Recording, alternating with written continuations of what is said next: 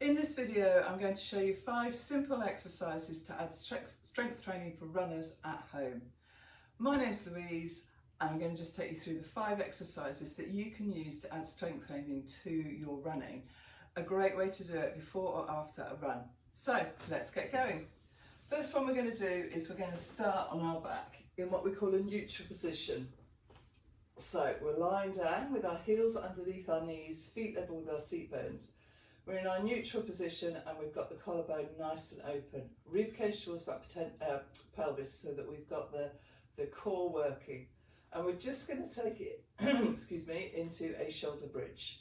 So lower the back into the mat and peel that spine off slowly, and bringing each part of the spine off the mat. Lengthen the neck if you need to. Now while you're doing this, you need to start working your glutes and you need to make sure that you've got your core working. In breath here, and then slowly breathing out, take the spine back onto the mat. Now while you're doing this, you're working your glutes. So as a runner, we need strong glutes to help us power through the running technique. We're coming up, but we're also working our core and stabilising our pelvis. Again, really important for runners. Keep the collarbone nice and open. So again, we've got more room to breathe, and take it down. So this is really good to mobilise the back, but it's also going to strengthen the core and the glutes as well. Excellent. So the second one that we're going to do is what we call a one leg stretch. So it's going to be core focused, but also the legs moving will sort of helping with the running movement. So we're going to set back up into our neutral, open up those collarbones, engage that core, and we're going to bring one leg up and then the other. We're going to curl up, so we're going to think about our rib cage towards our pelvis, still engaging that core as we do so. Keep the armpits lowered, we're going to take our legs away, breathing out and really lengthen that leg away as we do so. So this is all core work, but we're keeping moving because obviously when we run, we move. Breathing in, breathing out. Keep that going. Now if you've done none of these exercises before, or you've not done Pilates before, then head over to my beginner's 7-day challenge where I take you through the basics of Pilates so you can start off, relax and take that back down to the floor. Excellent. Number 3 is the plank.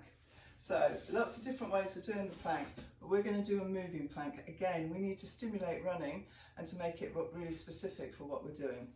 You can do your plank with either straight arm or bent arm. I'm going for bent arm today. I'm going to set myself up here, lower those armpits, take one leg behind, squeeze the glute, lengthen through that spine, and then the other. So I'm here to start with, I'm using my glutes and I'm using my centre, but I am not feeling it in my lower back. Lower those armpits, lengthen out, and we're just going to drop one knee and then the other. Holding it like that, keep the breath going, start off with maybe doing 3 to 6, start off, excellent. Keeping the pelvis really steady, lowering those knees, coming back and having a stretch. Excellent, so that's a real strong core workout that will really, doing those planks regularly will really start to strengthen that core and help stabilise that pelvis when you're running. Next one we're going to do is a side bend. I'm going to show you the full version again. Remember, if you've not done Pilates before or you know the lower version and you're happier with it, then take it into that. We're going to set ourselves up so that we have one foot on the floor and the foot into the ankle. We're going to work the sides, the core, again strengthening, helping to stabilise that pelvis. We're taking it up, pushing up with that top leg, taking it over, holding it here, making sure that your hips are on top of each other, and then coming back down. If you do about 5 of these, 5 to 10, depending on your Pilates ability, this will start to really help strengthen up all this area here, again, which will help stabilise the pelvis, also helps with your balance, all the things we need for running. Excellent, good. Back onto all fours, and this is the last one, this is the 5th one. And this is great for balance, strength, coordination, all those things that we need, again, as we're running. So we're going to make sure that we're in neutral. Our back doesn't need to be too bent. We're going to keep the rib cage towards that pelvis, lower those armpits, and keep our pelvis square to the floor. So we don't want to be tilting, so we need to use that core. We're going to be breathing out, lengthening one arm and the opposite leg, using the glute and the shoulder to lift, coming up and down. But we need to keep that core nice and strong as we do so, so that the back doesn't move.